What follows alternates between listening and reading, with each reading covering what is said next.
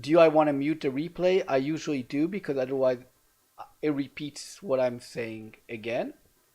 You could choose to auto hide it after a few seconds. Let's set that for like 6 seconds.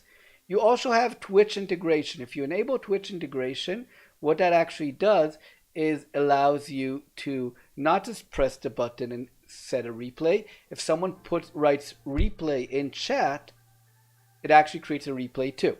So first thing I'm going to do is press the button now. Press the button and set a replay. Right here, if someone writes replay in chat, what I did. It disappeared after 6 seconds because that's what I said here.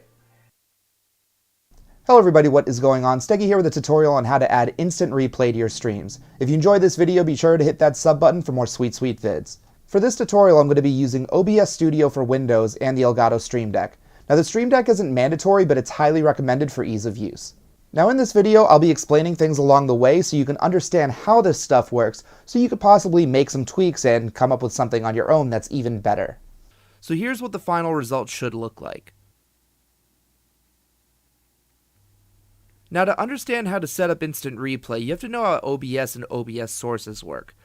When you add a source to some encoders, they store the sources in the software's cache, so it sort of becomes one with the software.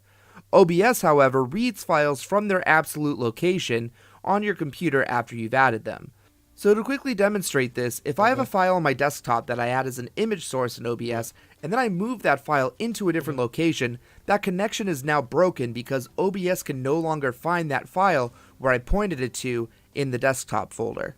So we can use this to our advantage here. First, we're going to go to OBS Studio Settings. Click the Advanced tab and find the Recording section. This is where you set the rules for recorded files. Now what's important here is this checkbox. We're going to check this box to overwrite if file exists. Now, if I do recordings, it will only be recording over and over again, the newest file overwriting the last. Please don't forget that you've set this option in the future so you don't accidentally overwrite important videos in the future. Now go to the Output tab here. Make sure your output mode is on Simple, and then go to this section. Check this box to enable Replay Buffer. Basically, Replay Buffer is like Elgato Game Capture's flashback recording. It essentially constantly records in the background, and when you press a hotkey, it'll record the last amount of time you designate. For maximum replay time, put 15 seconds. I'll explain why we're going with this number a little later on, but basically you don't want to choose too large of a value here. Lastly, go to Hotkeys here and add a hotkey for Save Replay. It essentially constantly records in the background, and when you press now you're ready to hit OK and exit the settings menu. Now let's construct our scenes here. In order to add an instant replay to your stream, you want to add two new scenes. One will be called Replay Transition, and the other will be called Instant Replay. Press the hotkey you made to save a replay buffer.